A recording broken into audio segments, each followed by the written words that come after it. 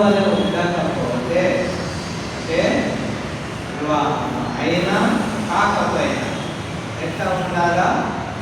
పవిత్రంగా ఉండాలా. వివాహం అయిన వాడు మళ్ళీ వ్యభిచార సంబంధం భార్య తప్ప ఇతర స్త్రీలతో సంబంధం అన్న ఆలోచన ఉండకూడదు. వివాహం కాలేదు అయ్యేంత వరకు పవిత్రంగా ఉంటారు. అదే లోకంలో అందరూ అట్లనే చేస్తారు. యవనస్తుల విషయం వాళ్ళు చేసిందే అని కన్సిడర్ చేస్తారు లోకంలో. ఏదో లేవయ్యా తప్పు చేసేది కానీ దేవుడు ఒప్పుకోవడం. మన పిల్లలు భక్తిగా ఉంటారు. లోకంలో చేసినట్టుగా మనం చేస్తే మనకు లోకానికి తేడా ఏంటి? కాబట్టి ఆ విధంగా ఉంటాం. పౌలు కొరకే అంటున్నాడు అన్ని విషయాలలో కొరింథీ సంఘమా ఎందుకొరకు ఈ మాట చెప్పాల్సి వచ్చింది. కొరింథీ సంఘంలో వ్యభిచారం ఉన్నది. ఉన్నదా? ఒకడు ఏం చేశాడు? తన తండ్రి భార్యను ఉంచుకున్నాడు. 1 కొరింథీ పత్రిక 5వ అధ్యాయంలో చూస్తే ఆ వ్యభిచార పాపం అక్కడ కనబడుతూ ఉన్నది. మీలో జాగ్రత్తం ఉన్నదని వదంతి కలదు. మీలో ఒకడు తన తండ్రి వారిని ఉంచుకుంటున్నాడు. అట్టి జాగ్రత్తం అన్యజనులైనను జరగదు. ఇక్కడ చూస్తే అట్టి జాగ్రత్తము అన్యజనులైనా జరగదు అని ఈ యొక్క దేవుడి సంఘంలో జరుగుతూ విధానం. అందువల్ల పౌరును పోలి నడుచుకోవాలి. దేవుడి సేవకులైన వారు క్రైస్తవులైన వారు పౌరు వలె ఉండాలి. పౌరు వలె దేవుని సేవని చేయవలసినటువంటి వారైనట్టున్నారు. పౌరు ఈ విధంగా నిస్వార్థంగా అదేవిధంగా మరి భక్తిగా దేవుని సేవ చేశారు. అదేవిధంగా మనం కూడా దేవుని బిడ్డలు అయిన వారందరూ నిస్వార్థంగా భక్తిగా బ్రతకాలా. దేవుని పని విషయంలో అందరూ పాల్గొనాలి.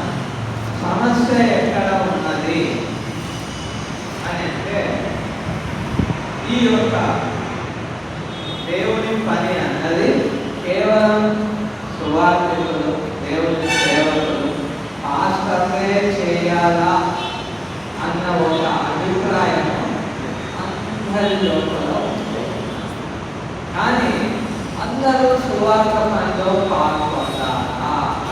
కొరింథీయులకు రాయబడిన మొదటి పత్రిక 15వ అధ్యాయం 58వ వచనంలో అపోస్తలుడైన పౌలు ఆ సంఘానికి ఒక మాట రాశాడు. కాగా నా ప్రియ సహోదరులారా, మీ ప్రయాసం ప్రభునందు వ్యర్థం కాదని ఎరిగి స్థిరులుగాను కదలని వారును ప్రభు కార్యాభివృద్ధియందు ఎప్పటికీ ఆసక్తులై నుండి నీ ప్రయాసము అదే ప్రభునందు వ్యర్థం కాదని ఎరిగి స్థిరులను ప్రభు కార్యాభివృద్ధి అంటూ ఆసక్తులై ఎవరికి వెళ్తున్నాడు మాట? నా ప్రియ సహోదరులారా అంటే సంఘానికి క్రైస్తవుల బాధ్యత కూడా ఏంటిది అని అంటే దేవుని పనిలో పాల్గొన్నారా? అందరూ దేవుని బిడ్డలందరూ దేవుని పనిలో పాల్గొన్నారు. ఏ విధంగా? తమ సమయాన్ని ఇవ్వడం ద్వారా, దేవుని కొరకు కానుకలను ఇవ్వడం ద్వారా సువార్త ప్రకటన జరుగుటలో సహాయపడాలా. ఎందుకొరకు?